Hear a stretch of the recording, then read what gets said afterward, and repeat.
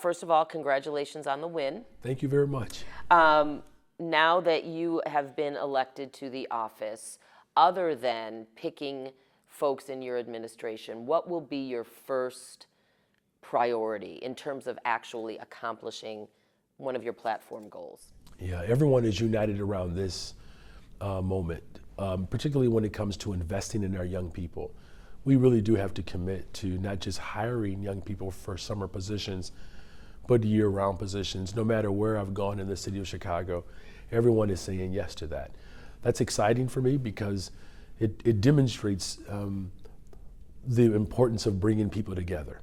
And my job as the next mayor of the city of Chicago is to get to as many yeses as possible.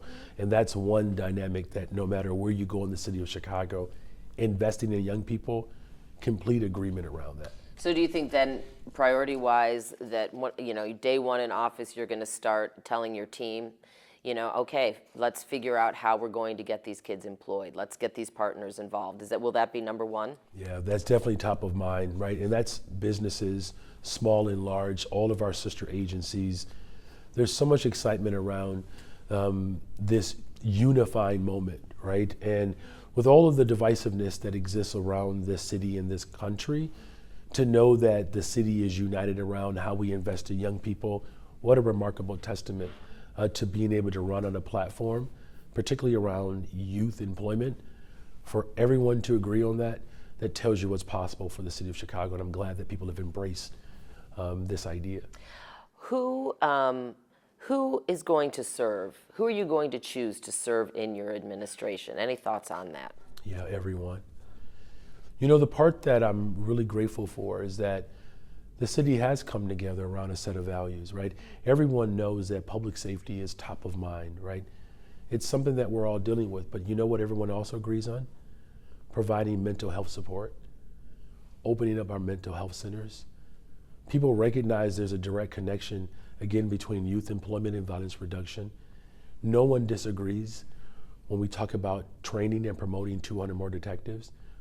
When we talk about making sure that people have a place to live, when we have 65,000 families that are unhoused, no one says, no, don't do anything about that, right? So youth employment, the city of Chicago is united.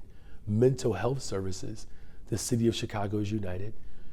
Dealing and addressing the housing crisis in the city of Chicago, everyone is united. That's my role, to bring people together, and we're already doing that. But specifically, have you given thought to who your chief of staff is going to be? Who are you looking at? So because of, I am careful to make sure that we have some people who work in our administration that are compassionate, collaborative, and competent. That's what I'm looking for. I want a full representation of the city of Chicago. The residents of Chicago should see themselves in my administration. And that's what I'm committed to displaying. It's what my campaign has displayed. And people have, of course, come around our candidacy. It's multicultural, it's intergenerational. I mean, the youth turnout, it was absolutely remarkable, right? It's a long way to go still, but people are certainly far more engaged. So I'm taking resumes now. So if you know anyone, I'm happy to have a conversation with them. And I mean that, by the way. I bet you do. CTU President Stacey Davis Gates gave quite a speech at your election night party last night, and she really honestly sounded like she had just won the election. What role, if any, will she have in your administration? I'm grateful to have the support of multiple members of our labor movement, crossing guards, bus aides, home health care providers, child care workers. I mean, Chicago is a town that is made up of workers. And I'm grateful to have the support of business leaders. There's room at the table for everyone. But will she have a role in your administration? She has a job. And she's going to keep it? She's been elected to represent the members of the Chicago Teachers Union. It was very much a victory. It sounded very much to me like a victory speech, and to others too. So I was wondering if you were tapping her to become part of your administration and she might relinquish that role. She's been elected to represent the members of the Chicago Teachers Union, and I'm confident that she enjoys that job. You won by about 3 points, which shows just, which everyone knew, how intense this campaign was. How does that impact, and you just sort of touched on it, the tone of your leadership? I mean, it sounds like you recognize the fact that this was not a 20-point victory like some past elections in the city, but this was a, not quite 3-point victory. So how do you sort of, process that? I actually think it's a good thing, because sometimes we look at elections and politicians determine whether or not they have a mandate. And sometimes it's actually quite arbitrary. I mean, what is the number of a mandate, right? I mean, no one really knows, because I actually think that it's divisive. I'm going to be the mayor of the city of Chicago for everyone. I'm going to work just as hard for those, if not harder, for those who did not vote for me. Because if they did not see themselves in our platform, then perhaps we're missing something. And that's why it's important that we bring people together. Growing up in a household with 9 siblings in one bathroom. 2 of which I met last night, by the way. Aren't they great? Yes, they were very lovely, 2 remarkable. sisters. Of course, because those are the ones that I made allies with very young in my life. Always make allies with the women. But the fact that we have such a remarkable city, we really do. It's been one of the most unique experiences that I will never forget, being able to touch every single corner of the city of Chicago. And I don't want people to be afraid. I'm raising a family in this city. I know how difficult that is. I mean, you all know how difficult it is. You covered it, right? And what I want for my family, I want for every single family in the city of Chicago. And just as I've worked hard to come from 2.3% to now the mayor-elect, that's the type of energy that the city of Chicago deserves. No one's going to work harder than me.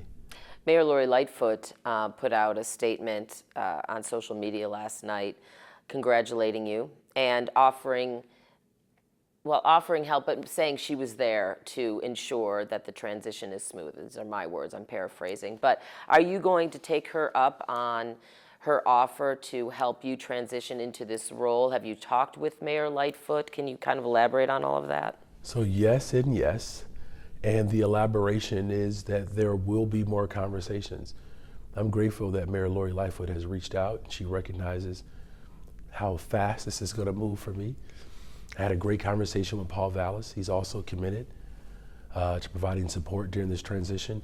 Look, the city of Chicago is coming together. We are. Because there's so much hope that the country has in what we accomplished last night. And even the individuals who did not vote for me, it's not like there's harsh disagreement when it comes, again, to youth employment, mental health support, housing, good paying jobs, our environment, a reliable, safe transportation system. These are all dynamics that people are saying yes to, right? And so now it's just a matter of how do we bring people together, which I'm already doing, to not just talk about these political problems, but really collectively working to solve these political problems. And I'm uniquely qualified as a teacher, as an organizer, someone who has been a part of the legislative infrastructure, as a county commissioner, that I possess the tactic as well as the competence, as well as the collaborative spirit to bring people together to build a really, truly a better, stronger, safer city. Do you have the energy for this? Are you ready? Are you nervous a little bit, or are you just raring to go? Just raring to go. I mean, maybe I should be nervous, but you know why I'm not, though? Is because I know that I'm not doing it alone. Like, there are people from all over the country that have already expressed their support. Had a great conversation with the governor, the Senate President, Don Harmon, who I used to work for 20-something years ago, the Speaker of the House. And all of these individuals have said, Brandon, we want to make sure that Chicago is better, stronger, and safer. And I'm looking forward to continue to unite people around the values that we were elected on and truly building a world-class city that we all can be proud of. Other than starting a youth employment program or enhancing what already exists, what would your second priority be, do you think? I mean, and you have a brand new, no, forget that. You have a brand new council. How are you going to establish a rapport, a positive rapport with the entire city council when, frankly, Mayor Lori Lightfoot alienated a big chunk of the current city council? You know, the city council it's a dynamic body. Again, I've been a part of the legislative branch of government, and all of these individuals have been elected in their respective communities to represent the values and the interests of their particular wards. And many of them have communities that stretch wide, right? I mean, they have communities that have wealthy families and families who are struggling just to make the ends meet. I'm gonna listen to them. And we're gonna spend time in those communities, and we're gonna close the gap between the office of the mayor and just everyday Chicagoans. You're gonna have a mayor that is prepared to spend as much time as necessary to unite people. Again, it was a 3-bedroom home with 1 bathroom. I'm accustomed to being in tight spaces and somehow making it out clean and alive. And so I'm gonna bring that same energy to the 5th floor, and I'm looking forward to being sworn in. Okay, all right. Thank you, Mayor-elect Johnson.